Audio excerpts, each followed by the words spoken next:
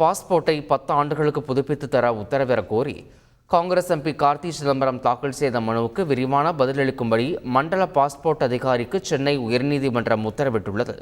முன்னாள் மத்திய அமைச்சர் ப. சிதம்பரத்தின் மகனும் காங்கிரஸ் எம்பியுமான கார்த்தி சிதம்பரம் தன் பாஸ்போர்ட்டை 10 ஆண்டுகளுக்கு புதுப்பித்து தர கோரி ஆன்லைன் மூலம் விண்ணப்பித்திருந்தார்.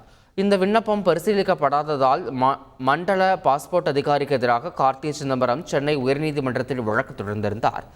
இந்த விசாரணையின் போது மனுதாரர் மீது பல குற்ற வழக்குகள் நிலுவையில் இருப்பதால் 10 ஆண்டுகளுக்கு பாஸ்போர்ட்டை புதுப்பிக்க முடியாது எனவும் ஓராண்டுக்கு புதுப்பிக்கப்படும் எனவும் மத்திய அரசு தரப்பில் தெரிவிக்கப்பட்டது. இதனைத் தொடர்ந்து சட்ட விதியை மீறி அதிகாரிகள் வேண்டுமென்றே பாஸ்போர்ட்டை புதுப்பிக்காமல் காலம் தாழ்த்துவதாக மனுதாரர் தரப்பில் குற்றம் சாட்டப்பட்டது. இருதரப்பு வாதங்களையும் கேட்ட நீதிபதி புகார் தொடர்பாக மண்டல பாஸ்போர்ட் அதிகாரி விரிவான பதிலளிக்க வேண்டும் என கூறி வழக்கை பிப்ரவரி 19ஆம் தேதிக்கு தள்ளி வைத்தார். செய்திகளை உடனுக்குடன் தெரிந்து கொள்ள உடனே சப்ஸ்கிரைப் பண்ணுங்க.